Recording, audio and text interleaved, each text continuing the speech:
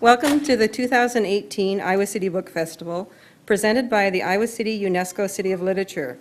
We would like to thank the following sponsors who made this event possible: the City of Iowa City, the University of Iowa, the Iowa Arts Council, the Iowa City Public Library, Iowa Public Radio, the Graduate Hotel, Knutson Construction, and Think Iowa City. I'd also like to thank the University of Iowa Public Policy Center, which supports our political and social engagement programming this year at the festival, including this reading. The vast majority of book festival events are offered without charge, but they're not free. Your tax-deductible donation gives us the ability to offer programs like this festival. Please consider supporting the City of Literature by visiting www.iowacityliterature.org/support, or call the library, we'll give you the website. We encourage you to post about your experiences at the book festival on social media. When posting, please tag us and be sure to use the hashtag ICBookFestival18, because I know all of you are going to do that as soon as you get out of here. Today we will hear from author Art Cullen. When the Storm Lake Times, a tiny Iowa twice weekly newspaper, won a Pulitzer Prize for taking on big corporate ag industry for poisoning the local rivers and lakes, it was a coup on many counts: a strike for the well-being of a rural community, a triumph for the endangered species, a family-run rural news weekly, and a salute to the special talents of a fierce and formidable native son, Art Cullen.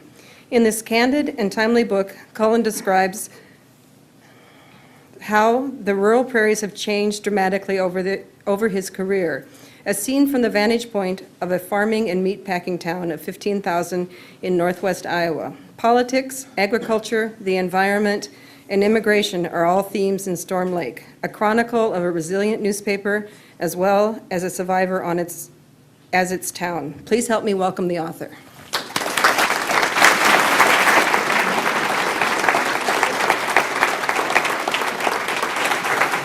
If you want to sit on the floor, you can. Come up. It's a love-in. And there's one open seat. Well, thanks, Maeve. That was a nice introduction, and I did not write that.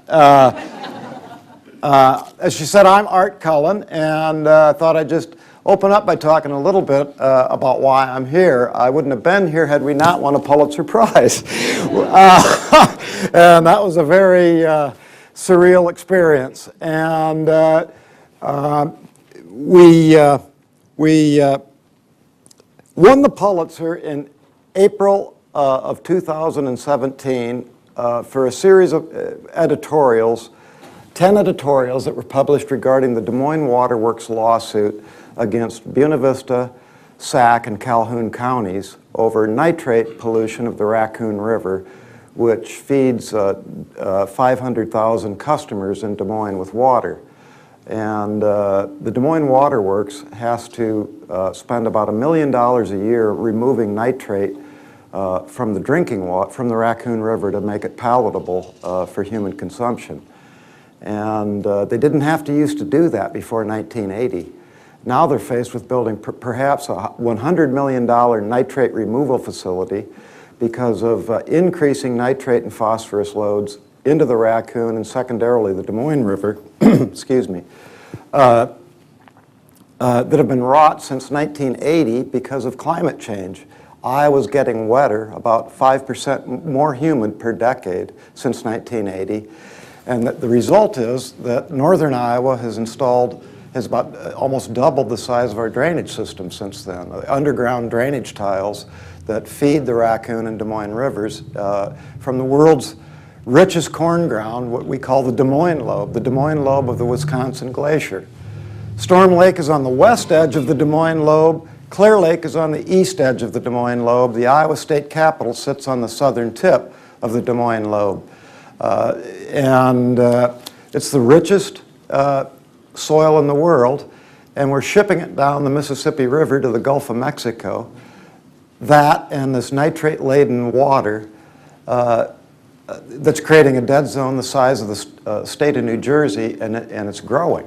And we're destroying the shrimping industry in the Gulf so we can chase 200 bushel yields in Iowa and Illinois and then get paid $3 a bushel for it and lose about $1 a bushel. Makes a lot of sense. And so when the Des Moines Waterworks sued Buena Vista, Sac, and Calhoun counties, we wondered how they were going to cover their defense costs for this litigation, because the insurance company wouldn't, because it was a pollution lawsuit. So the county had no way to pay its lawyers. And so we asked them, how are you going to pay your lawyers? And they said, it's none of your business. And they said, we have friends. And we said, who are your friends? And they said, it's none of your business. And so we partnered with an old friend of mine, a young old friend of mine, by the name of Randy Evans, the director of the Iowa Freedom. Randy, stand up, please.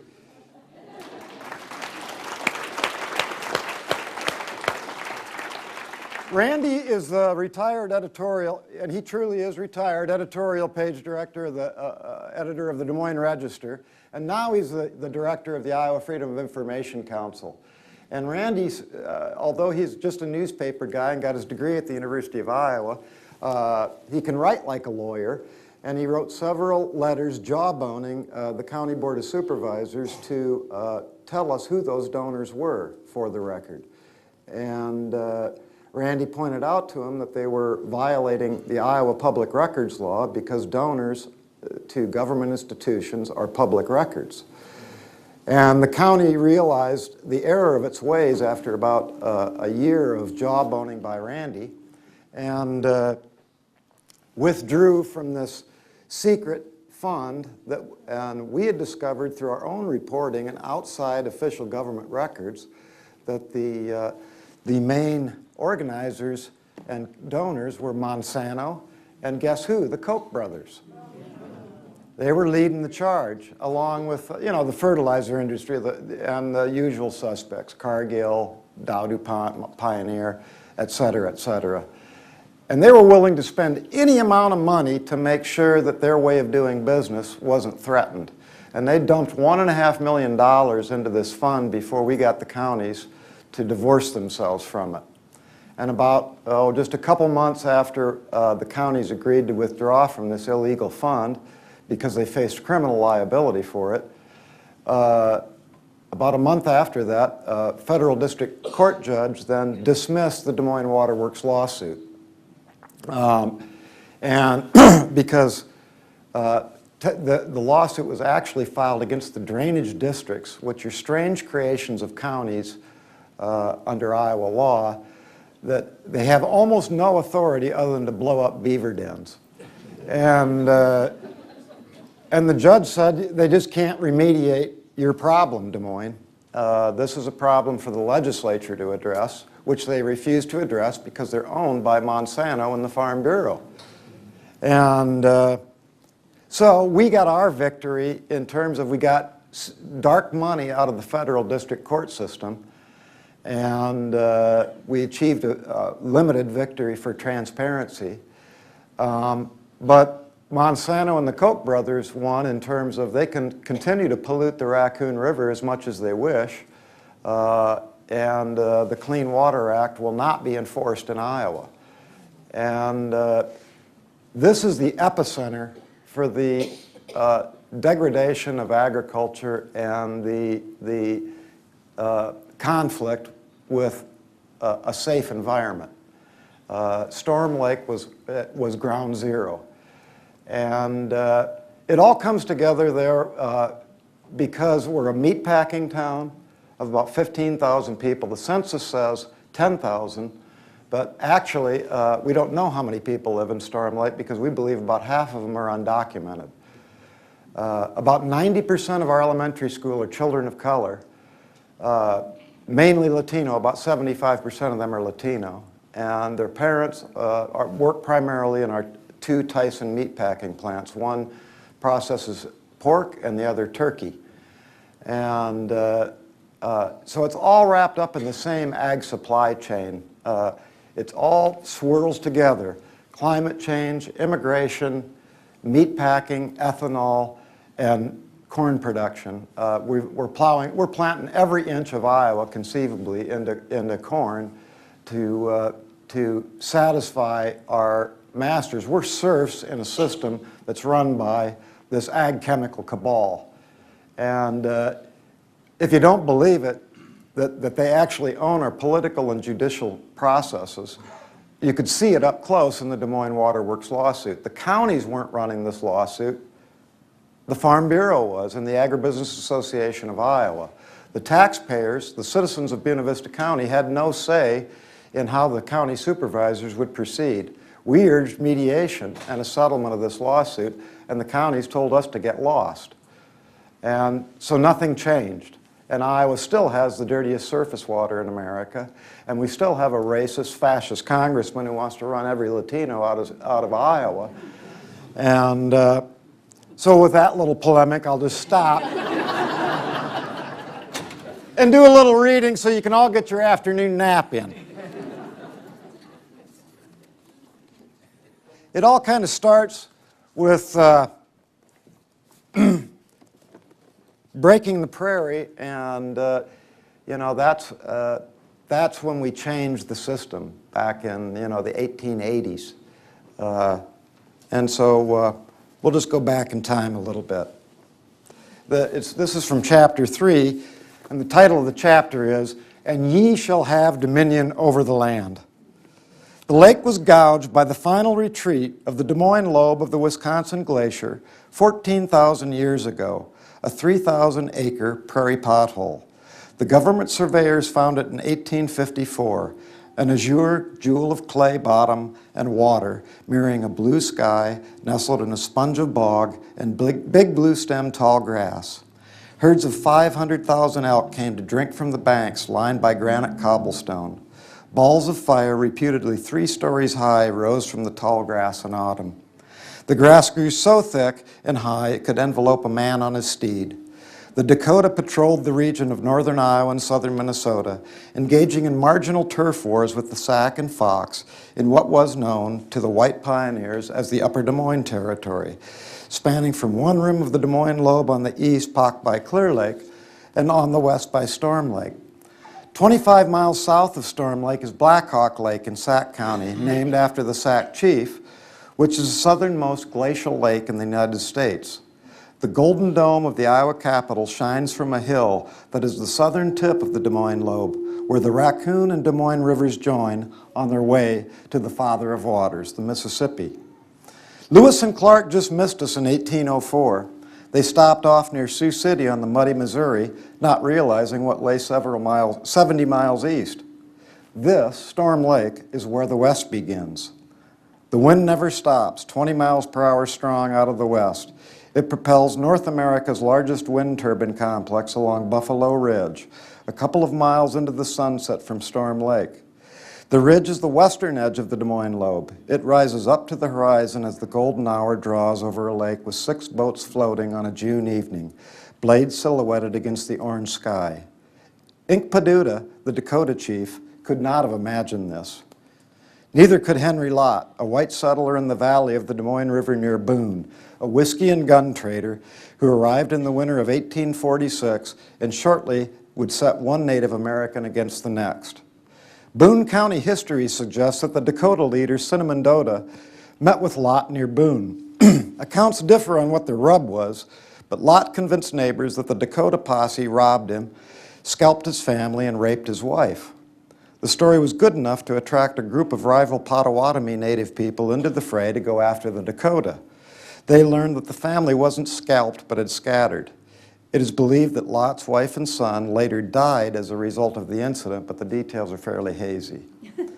Lott reputedly loaded a barrel of pork and a barrel of whiskey with an undescribed blend of nastiness up the Des Moines River from Boone into the Dakota Territory. At first, he started trading with the natives. He was able to track down Cinnamon Doda and assure him that all hard feelings had washed down the river. Lott suggested a nice place for a round of shooting elk, and Cinnamon Doda agreed to join the hunt with 2 of his men. Lott sent them out to circle the elk, then tracked each of them down and killed them from behind. For emphasis, he followed it up by murdering Cinnamon Doda's family in 1853. Their blood ran into the creek, known today as Bloody Run, on the border of Kossuth and Humboldt counties in northern Iowa. 75 Dakota people died from an epidemic inspired by Lott's pork barrel. Lott was charged in Polk County, Iowa, with first-degree murder. The sheriff might have let him get away. Lott fled, they said, to the Pacific Slope for mining, where he was ultimately lynched by other miners for, quote, misdemeanors. Yeah. The Dakota chief Inkpaducah retaliated in 1857 by murdering the Gardner family in their cabin at Spirit Lake, 60 miles north of Storm Lake. It went down in Iowa legend as a hospitality issue. They say he would come upon a house and finding it unlocked, he would leave the white settlers alone. Trouble came with the locked door and a nasty fate befell the unwelcoming Gardners, as the lore goes. A garrison of 14 soldiers chased the chief through all the sloughs around their outpost at Fort Dodge and another just over the border in Minnesota. 2 of them separated from the unit and froze to death in Palo Alto County, about 30 miles northwest of Bloody Run. Their bodies were found 11 years later, so remote a swamp it was. And by the way, that's all corn ground now. But Inkpaducah never was found. Not that he wouldn't stand out. He was big. His face was pocked from smallpox, and he had red hair.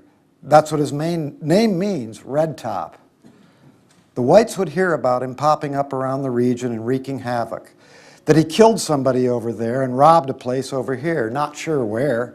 Nobody ever was. There were stories in the paper. They said he was at Little Bighorn for Custer's last stand. They said he was that one of his sons killed Custer and kept his horse. There's an argument that the stories of his exploits were planted in the papers by the federales to keep the white man whipped up into aiming for a red man, like they do today with Mexicans, except they say they're brown. People would ask about Inkpaducah. Sitting Bull said he was in Manitoba, but everyone knew Sitting Bull was covering for the last Dakota to stand up to the blue soldiers in the Upper Des Moines Territory. So who knew where Inkpaducah ended up? Probably not on the reservation where the Dakota were herded in Sisseton, South Dakota. They said he died in Manitoba. And they say the spirit of Inkpaducah lives, that he lives, that he is still out there, that he belongs here. He was a hero to the Dakota people in so many ways because he was the last man standing in his world. He was a villain to Abby Gardner, who testified to her account of the family massacre in a then popular book. The question, if we cannot effectively record the past or present, how can we ever agree to step forward together when all times demand it? We peer into a myth and search for a fact on the way to a truth.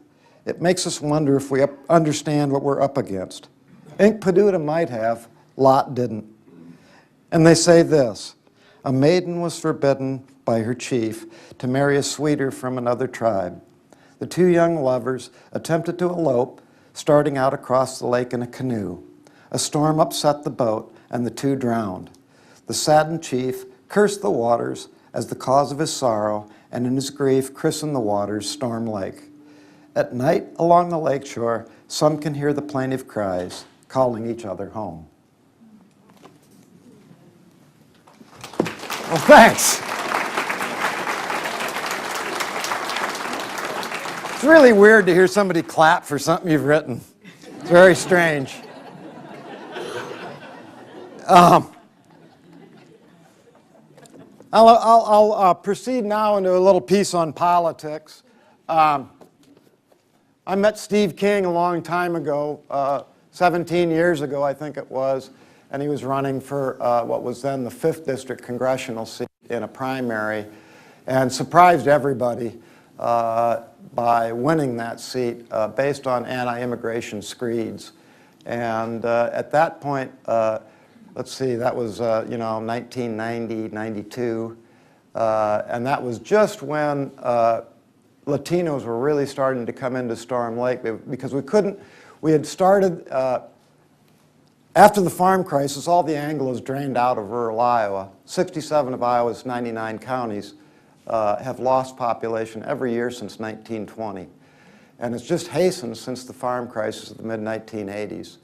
And so at first, We took in Laotian refugees from the Vietnam War through the Iowa Shares program that Bob Ray started. But there just weren't enough of them. And so in the 1990, this IBP started recruiting south of the border. And that really gave Steve King the ammo he needed to mount his successful congressional run. And so here's a little piece on Steve King. God bless Steve King, said the hero of the Klan culture, which is essentially as American as Louisiana, David Duke.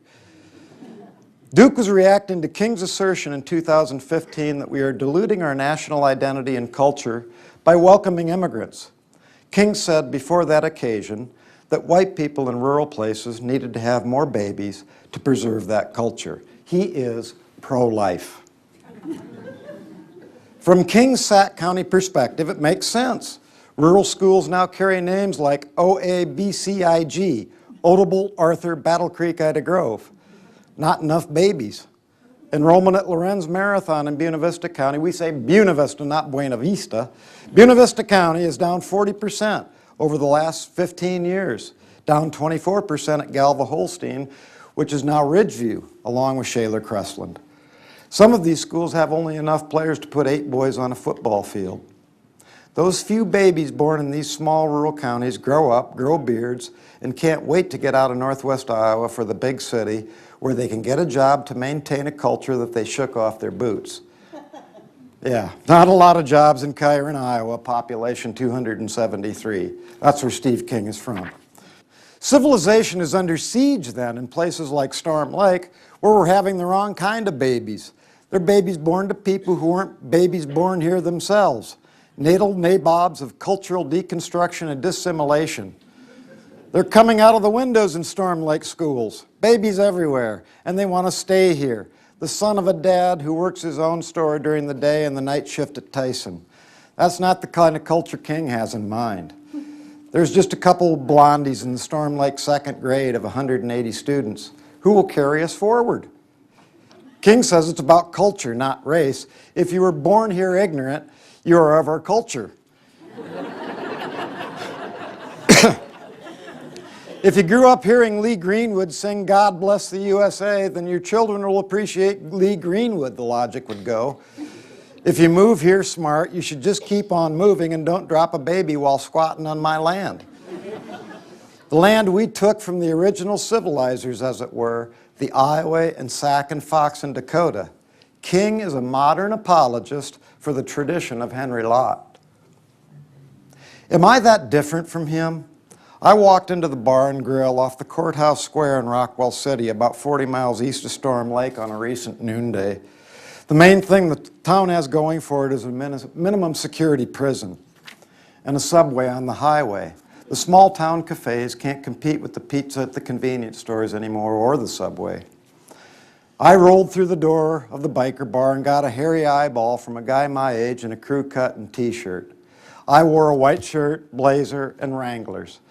I looked down at him and seated at the table with 3 other working men. He thinks people have been looking down at him since junior high school. I smiled, nodded my head, and said hi. He did not smile and said nothing. The Iowa Convention, as we all know, is to greet everyone you see, either with a hello or that famous index finger wave from the steering wheel to every vehicle you meet. Why do people vote for Steve King and Donald Trump? My friend wants to flip the bird, not the index finger, to the power centers in Washington and New York and Chicago, California too. And actually, so do I. He knows it won't do any good, but people will get the message. We're sick and tired of it. Those people who flew the coop are making out like bandits shuffling paper in Des Moines, and the rest of us are shoveling manure from a hog confinement pit. People who don't speak English in front of him at the supermarket checkout were using food stamps, and that honks him off.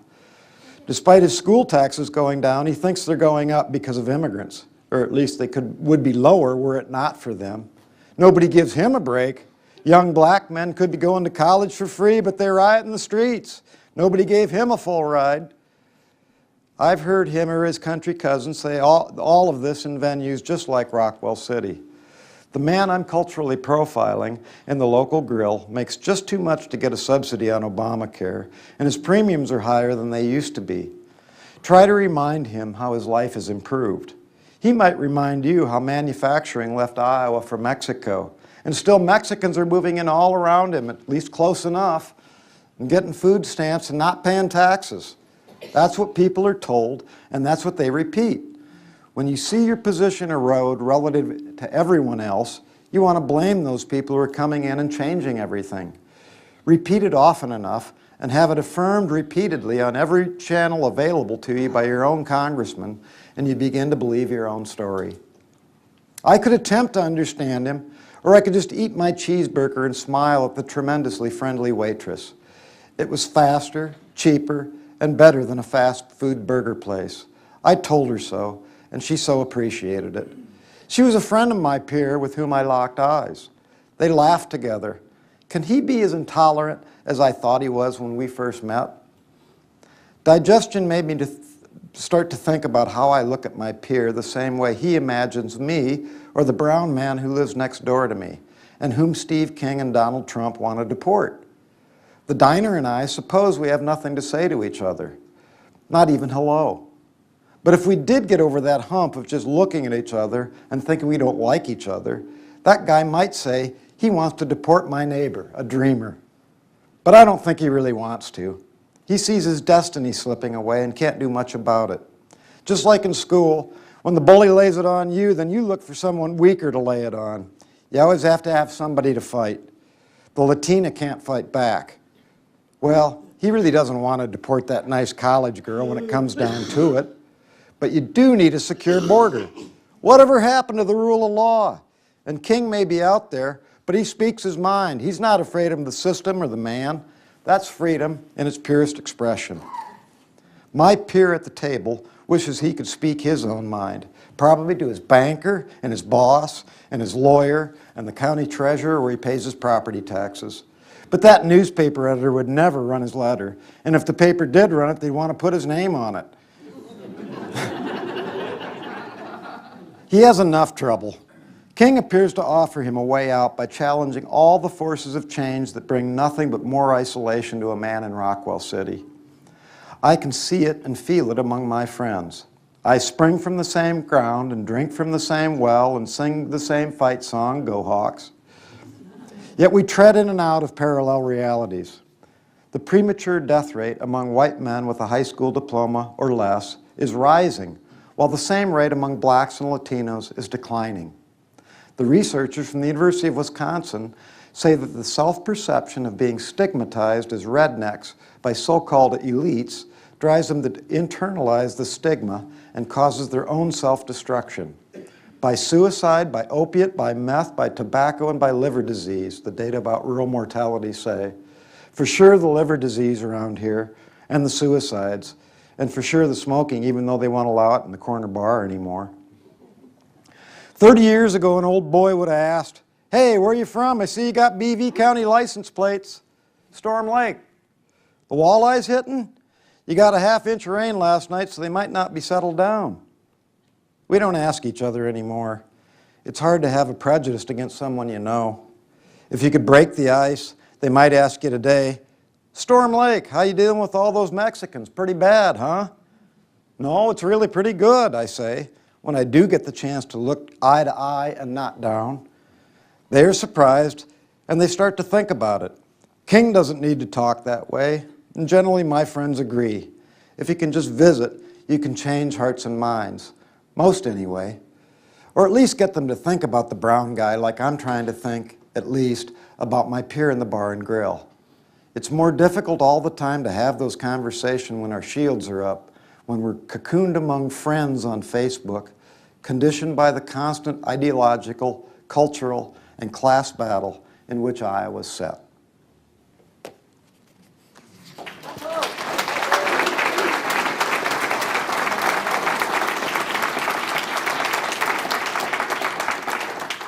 We have time for one more? Yeah.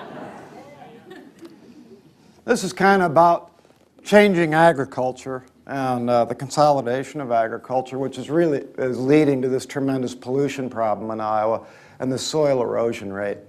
And consider this, NASA and the University of Minnesota estimate that, this is the Goddard Institute for Space Studies at NASA and the University of Minnesota, estimate that in 50 years, Iowa's corn yields could fall in half because of soil degradation. We could be growing 100 bushel corn in the corn capital of the world because of soil degradation. In the Des Moines lobe, we've gone from 2 to 3 feet of topsoil down to 14 inches.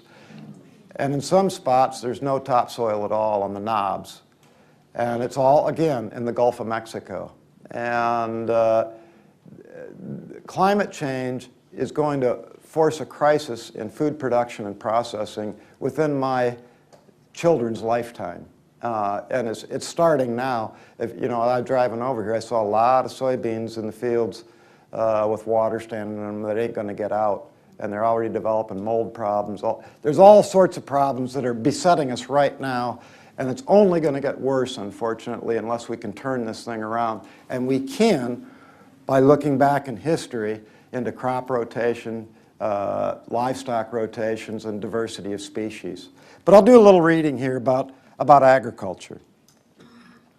When my neighbor across the street, Steve Dre, was still a plowboy in 1980, he thought 125 bushels per acre were okay and 150 bushels of corn were a bin buster.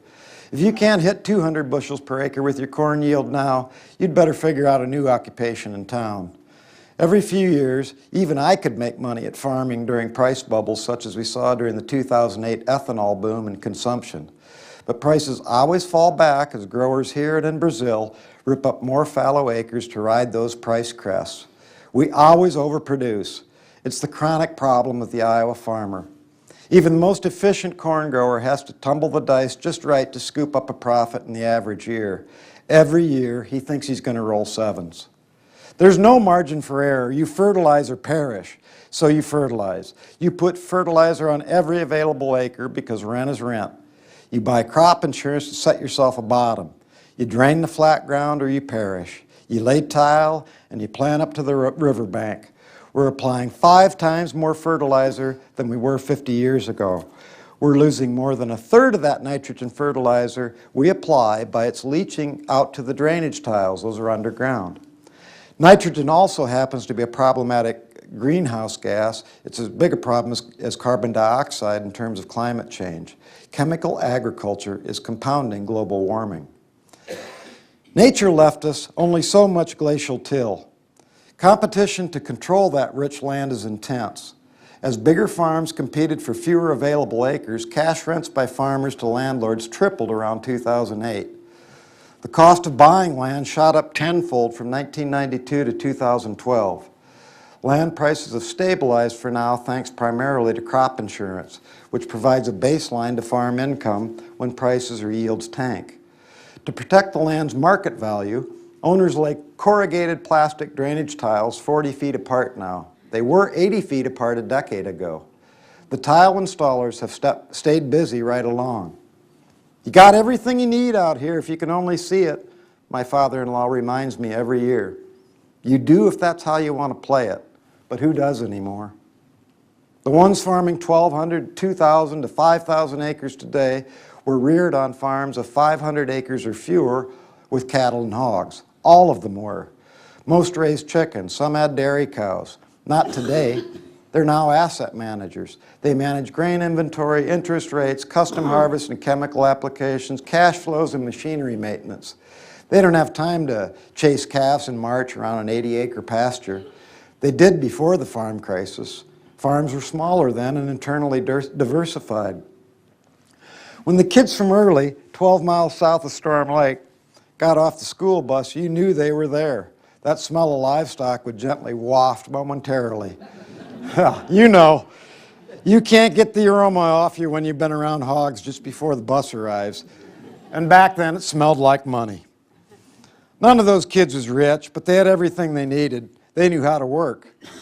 But this land became too valuable for grazing and diversity. You grow corn and soybeans, that's all there is to it. You're a specialist. You pack more corn plants into an acre. You substitute chemical herbicides for human labor of pulling weeds. You don't need those farm kids to walk beans anymore. A 35-year-old farmer has heard of people pulling weeds by hand, but he's never done it himself. He might yet, as the weeds are figuring out the herbicides and growing resistant to the omnipresent Roundup patented by Monsanto. The life cycle of silver bullets like Roundup lasts 20 to 30 years until the chemist has to roll out a new silver bullet. You know, I think we were all better off when we were growing 125 bushel corn on 325-acre farms, said my neighbor Steve, one of those early farm boys who had to move to town and take a job as a parts man at the tractor store. He figures on working until he's 80 because he wasn't sharp enough to get a government job and quit at 58. His brother Dean farms the family place. One of Steve's classmates, who used to be a big strapper, has shrunk into the appearance of a man broken by farm chemicals, chasing bumper corn yields. His shoulders are hunched over. He has to sit down. He has farmer's lung from too much sniffing around anhydrous ammonia herbicide in hog houses. He had to quit farming, our friend. He had to rent out his land to a cousin farming 1,000 acres or more. This great flat land from Storm Lake to Clear Lake was set up to be the tall corn paradise. Drainage systems were installed long ago and improved upon year after year. They became ever more efficient at removing water from the land and delivering it to the river. And that became even more important after about 1980 as rainfall started to increase and become more extreme. You could get a 5-inch rain and think, that was something, when that amounted to a 500-year flood 50 years ago. It was climate change in the making, although we did not recognize it as such. It just seemed wetter and wilder. Installing drainage tiles is cheap enough insurance to a yield because the soil here is so gummy. That thick glacial till that my father-in-law, Ernie Gales, has never been droughted out in 70 years. Drowned out, but never droughted out. For the low areas, Ernie could use drainage tiles. The water seeps through the soil because corn doesn't like wet feet and into the lines buried below. The tile lines deliver the fertilizer-rich water to the drainage ditches, which feed the rivers and lakes. And I'll just stop there.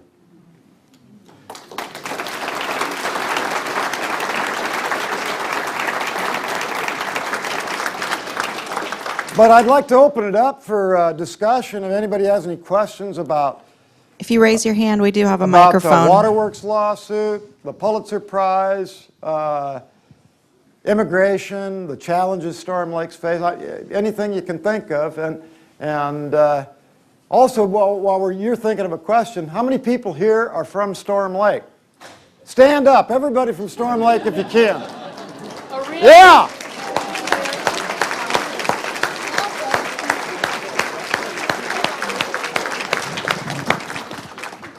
And Bill got up too. Bill Eganton's here. He's a former editor of the Iowa City Press Citizen. He grew up in Storm Lake. And the head of the Iowa Teamsters is in the back of the room here, Jesse Case from Storm Lake. Yeah. Hi. So I have a political question, Yeah. and any sign of movement?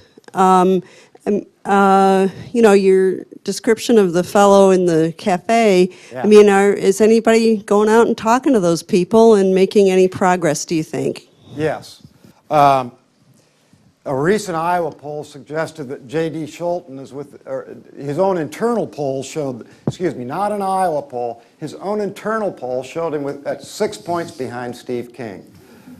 And a Register Iowa poll showed that Hubble and Reynolds were running neck and neck in the 4th District, which means King's in trouble.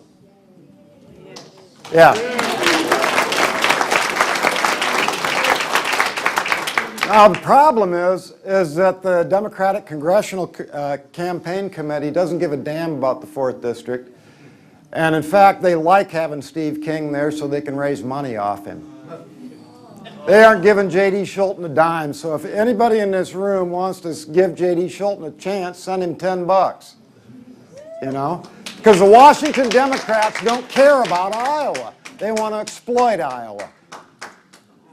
And as long as we continue to let Steve King hold forth, we are not going to be able to win, in my opinion. We are not going to be able to defeat Donald Trump in 2020 if we allow Steve King to continue to hold forth without opposition. Remember, every election, the Democrats are up by 5 points until the 4th District phones in. But things are changing, and I think it's another key issue is trade. You know, we've knocked $2 off the price of soybeans since this trade war started, and they're only giving back about 83 cents through these disaster payments. So these farmers are still $1.20 short, and they're pretty upset about it. And in public they're saying we're sticking with Trump, but in private they're talking to their bankers and say this is serious. They've lost money 6 years in a row, and they're getting pretty tired of it. And they're beginning also to question the whole corn-soybean monoculture because of losing all this money. The practical farmers of Iowa used to be thought a bunch of hippie freaks, you know, and they'd get 10 people for a field day, and now they're getting 1,000 at their field days, and they're just preaching good old-fashioned Iowa farming, which is cows, grass, corn, beans, rye, you know, just a regular rotation. You don't need BT-resistant corn if you're planting corn in the field every 3rd year. And there are people who can make money grazing flat land. So yes, things are changing. Let's see. There you are. Immigration question. Yeah.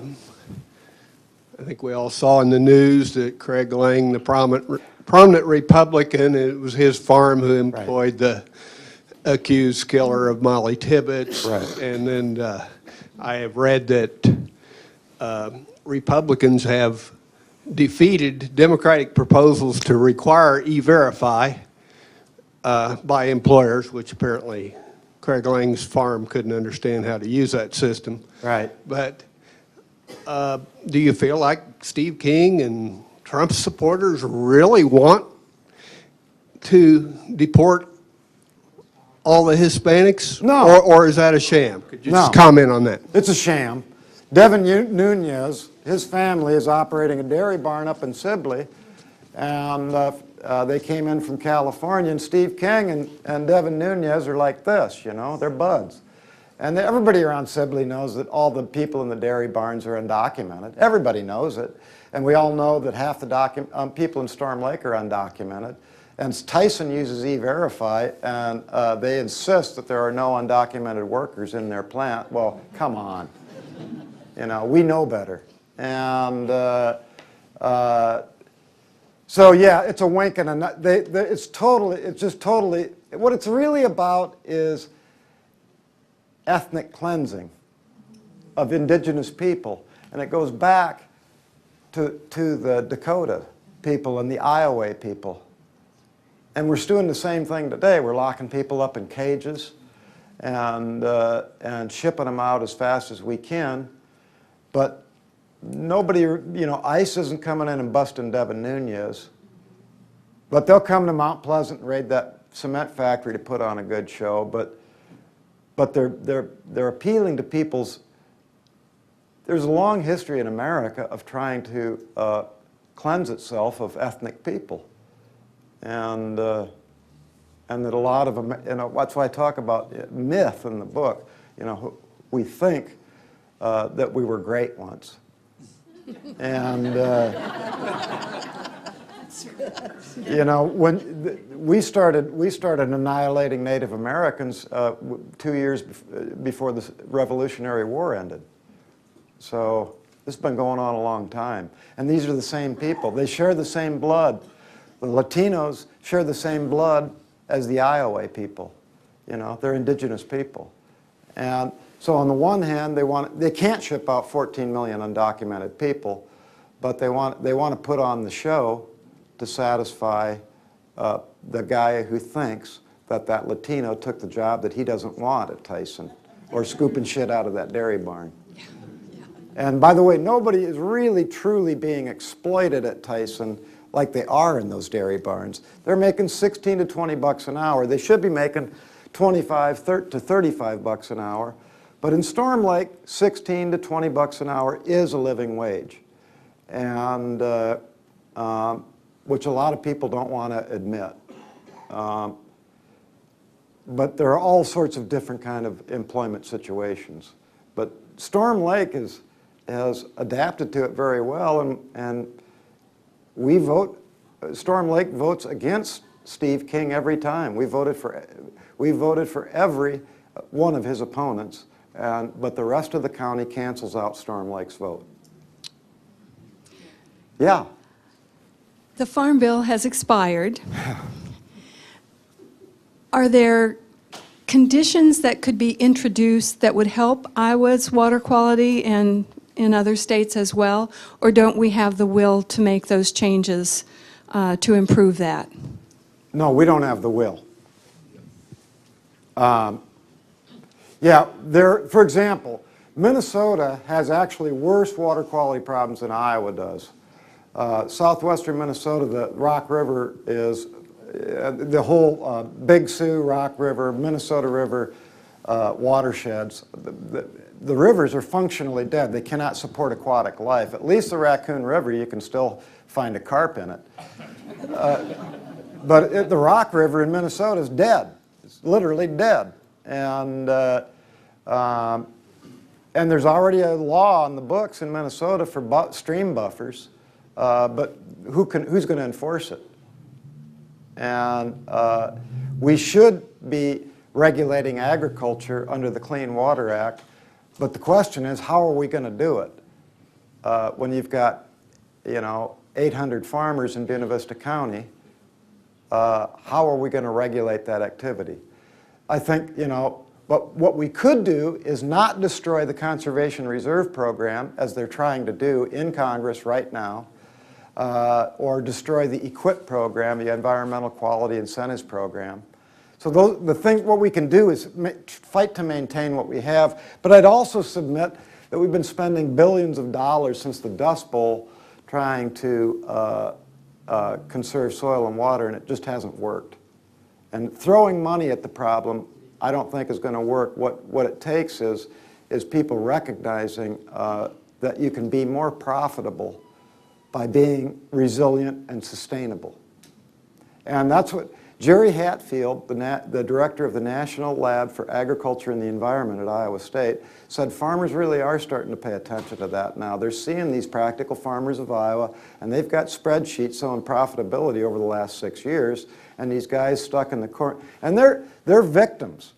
They're not perpetrators.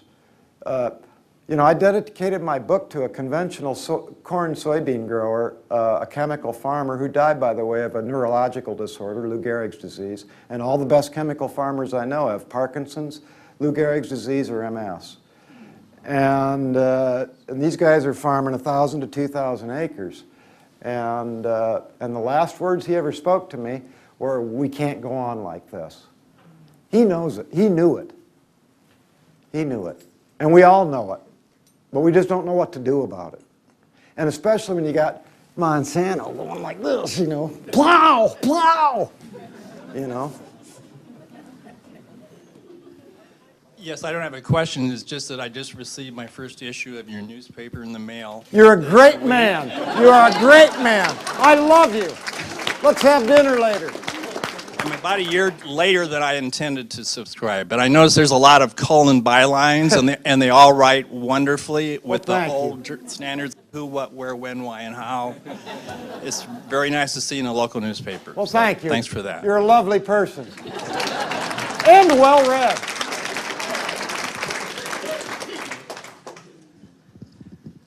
My question has to do with the politics in Iowa. How much do you think the dark money organizations have taken over the Iowa legislature, which is obviously getting in the way, I think, of some of the things you're, trying to promote here? Yeah, and it's not just the Iowa legislature, and nothing against the University of Iowa, really. I'm a Hawkeye fan. They're going to kill the Gophers today. But we have a really special place in Iowa State University, and it's the nation's first land-grant university, the People's University, right? And it's the leading center for agronomic research and ag economic modeling.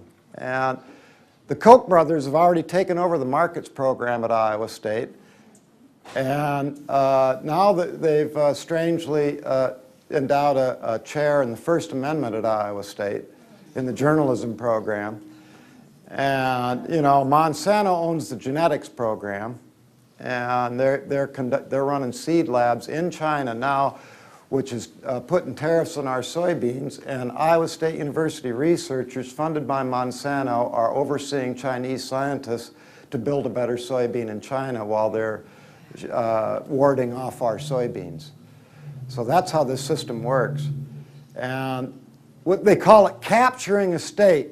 And it starts with the American Legislative Exchange Council, co-founded by Charles Koch, Terry Branstad, and Scott Walker from Wisconsin.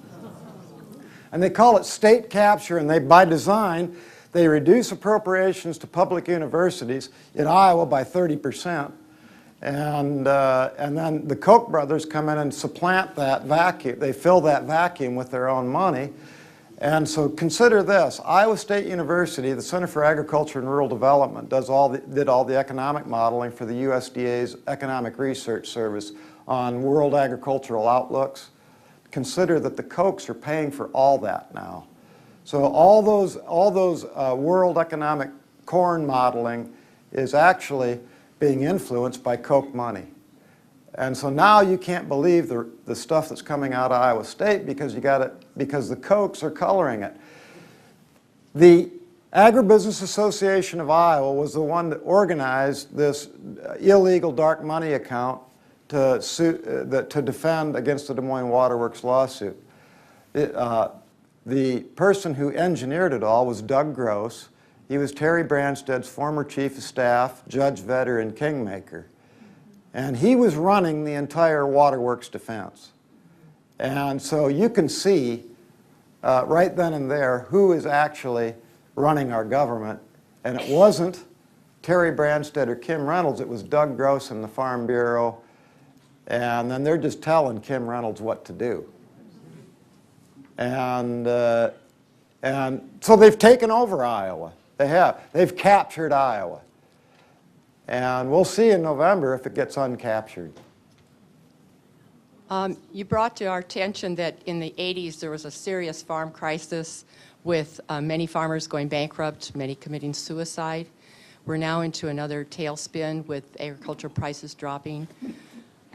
To what extent are the farmers in considerable debt over land purchasing, equipment purchasing, and are we at a tipping point where they're going to start going bankrupt as they did in the 80s?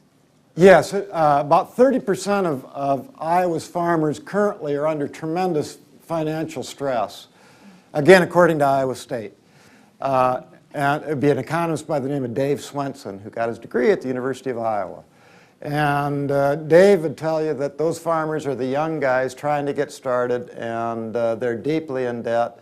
And yeah, there's another farm crisis on the way. But it's not going to be like the one in the mid-'80s because it'll be quieter. It just means that land is going to go into a tool for the bank. So the bank will have this guy, we'll call him Fred, and Fred's farming 3,000 acres, and he's hanging on by his teeth, but he's farming that ground on contract for somebody else. It's all being run by the bank or the farm manager. And they'll just get bigger and bigger and bigger and bigger.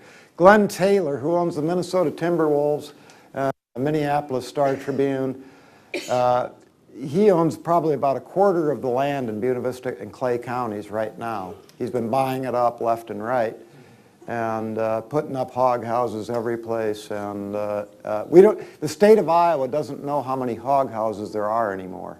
They've lost track, because they've dismantled the oversight program. Again, that's all part of that capture. Animal feeding coordinator at the Iowa Department of Natural Resources. They've threatened to eliminate the Iowa Water Program, which monitors water quality throughout the state. They've already eliminated the Labor Center, of course, and they eliminated the Leopold Center for Sustainable Agriculture at Iowa State. which was actually showing farmers how to be profitable and resilient. And yeah, so this is where, and there will be farmers, they're just going to get bigger and bigger, and they're all wound into that ag supply chain, and they're just working for the man, working for Wall Street. I want to bring you, perhaps it's a piece of news to you, but J.D. Scholten announced today that Bernie Sanders is going to be coming to Sioux City, Storm Lake, and Ames in 2 weeks.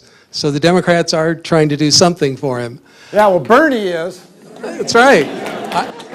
He's not a Democrat. Sure, he's a Democrat. My question is about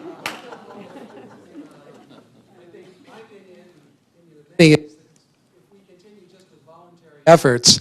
Most of us will be in our graves before we see much of a difference. Right. What's your opinion of... I'm not going to voluntarily quit smoking. I'm going to have to die first. Right. What's your outline of a solution to the water quality problem in Iowa? You've studied it. You've looked at it. You must have some opinion.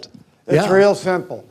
30 to 50% less corn and soybeans, 30 to 50% more grass, and doubling the Iowa cattle inventory. You can drive across the entire state on Highway 20 and not see a single cow in Iowa. You know?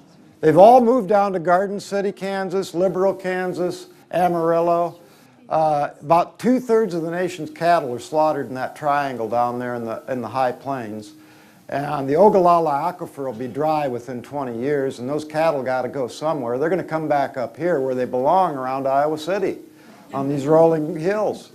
Rather than plowing up those hills and watching all that water go and soil go into the Iowa River, cattle can keep that system whole. They're the new buffalo. We've got to look at what the Iowa people were doing to figure out how we can move forward. We got to look into the past, and I'm not Wendell Berry, all right? I think hog confinements are okay if run properly. I'd rather sleep inside than outside. But we can learn a lot from what the native people did, what our own grandparents did, you know. And sure, it involves a lot of work and everything, but newspapers are a lot of work, you know.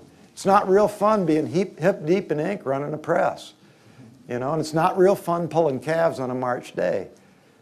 But, you know, the climate's going to force us to do it.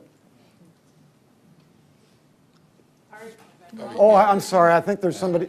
Yeah, sorry. Thank you. That was one of the most concise and informative ways I've ever heard somebody pull together ecology, business, environmentalism, immigration, politics. Like, you did that all in about 20 minutes, man. Hats off to you. Oh, thanks. Thank you. And you did it with a sense of humor, and you did it with a sense of compassion.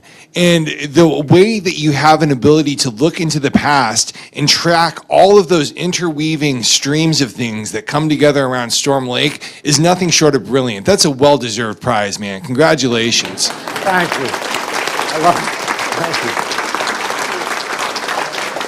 But my question... We're talking about a stream. I think it's more a stream of consciousness. Yeah, be that as it may, my question is this. If you were to turn around 180 degrees and look into the future instead of the past, you have a bunch of people in this room who are excited about what you're talking about, who are upset about what's been going on, and feel absolutely unempowered to do anything about it. I don't have a lot of dark money. I don't have any money, period, man. Right. I don't have much political influence. That's right. I don't have land. I don't have cattle. I don't have much of anything. So if anybody else is in that situation, if you can turn 180 degrees into the future, what can I do to allow something different to emerge in Iowa in order to counteract the forces of dark money and the perils of Steve King and all the rest? You know what? I've got the answer for that. Honestly, it's called Team Can. It's a new outfit formed by the Iowa Teamsters by Jesse Case from Storm Lake. And they're organizing people in Alta, Iowa, in Columbus Junction, Latinos, and they're fighting city councils. They're staring down mayors. They're telling economic development corporations that you know, you've got to treat people as human beings. That's the future of Iowa. He's just starting this group now. It's going to change the entire political dynamic in Iowa if you know Jesse Case. I'm serious about this, very serious. It's going to, and nobody's paying attention to it. It's a huge story. That's part of it. The other part of it, you know, is, well, we all got to vote. And finally, we got to read a newspaper.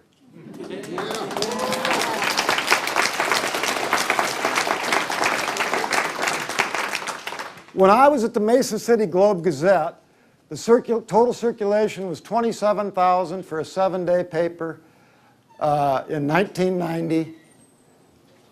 Now it's 9,000. It dropped from 27,000 to 9,000 since I was there.